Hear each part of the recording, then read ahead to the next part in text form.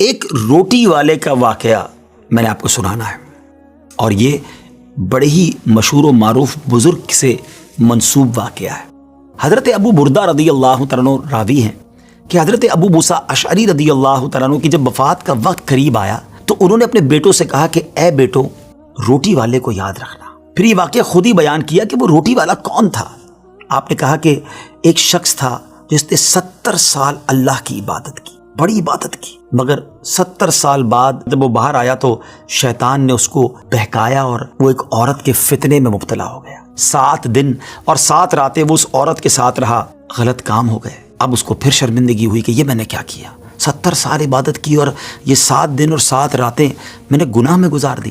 بڑا شرمندہ، بڑا نادم، قدم قدم پر سجدے کرتا جاتا، توبہ کرتا جاتا۔ اب چلتے چلتے چلتے ایک مسافر خانے میں پہنچا تو وہاں 12 مسکین لوگ پڑے ہوئے تھے، لیٹے ہوئے تھے۔ اس نے بھی جگہ بنائی اور ان کے درمیان جا کر خود بھی گر کر سو گئے۔ اب رات میں ایک شخص آیا جو ان کو کھانا دیا کرتا تھا، روٹی دیا کرتا تھا۔ ایک ایک کر کے 12 روٹیاں لے کر آیا تھا، اس کو پتا تھا یہاں 12 مسکین رہتے ہیں۔ ایک ایک کر کے سب کو روٹی دینے لگا۔ وہ شخص جو یہاں آ کر اچانک بیچ میں آ کر لیٹا تھا، اس کو بھی وہ مسکین سمجھا اور اس کو بھی روٹی دے دی۔ لیکن ظاہر ہے کہ اگر ترتیب سے روٹی دیتے دیتے آگے آئے تو آخری نمبر والے کو روٹی نہ ملی، کیونکہ یہ تو 13 ہو چکے تھے۔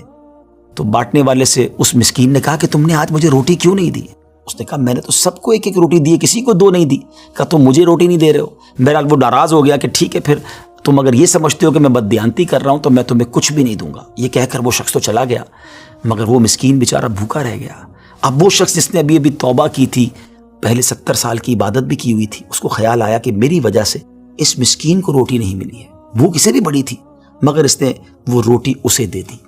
شدید بھوک لگی ہوئی تھی، رات بھر بھوک میں تڑپتا رہا اور اسی بھوک کے عالم میں صبح اس کا انتقال ہو گیا۔ حضرت ابو موسیٰ اشعری رضی اللہ تعالیٰ عنہ فرماتے ہیں کہ جب یہ شخص اللہ کی بارگاہ میں پہنچا نا تو ایک پلڑے میں اس کی 70 سال کی عبادت رکھی گئی اور ایک پلڑے میں وہ 7 دن اور 7 رات کے گناہ رکھے گئے۔ تو فرمایا کہ وہ گناہ جو تھے وہ 70 سال کی عبادت سے آگے بڑھ گئے، یعنی اب اس کے لیے گویا حکم ہو سکتا تھا کہ وہ جہنم میں جائے، مگر ان 7 دن کے گناہوں کے سامنے وہ روٹی رکھی گئی، اور اس روٹی کی برکت سے، کیونکہ وہ اخلاص کے ساتھ ایثار کی گئی تھی، مسکین کی مدد کی گئی تھی، وہ 7 دن کے بڑے بڑے گناہ معاف کر دیے گئے اور وہ جنت میں چلا گیا۔ پھر آپ نے اپنے بچوں سے کہا بیٹا روٹی والے کو یاد رکھنا۔ ناظرین، یہ واقعہ واقعی دلوں کے تار چھیڑ دیتا ہے۔ 2 باتیں سیکھنی ہیں کہ بعض اوقات کچھ لوگ کہتے ہیں یار میں نہیں بہک سکتا، میں تو بڑے اچھے ماحول میں ہوں۔ نہیں جناب، شیطان نے بڑوں کو بہکا دیا ہے۔ ہمیں اپنی صحبتیں اچھی کرنی ہوں گی، اللہ کریم سے شیطان کے مقابلے میں پناہ مانگنی ہوگی اور اپنے آپ سے ڈرتے رہنا ہوگا کہ نہیں، میں بھی گناہوں میں مبتلا ہو سکتا ہوں، مجھ سے بھی کوئی بڑا گناہ کہیں نہ ہو جائے۔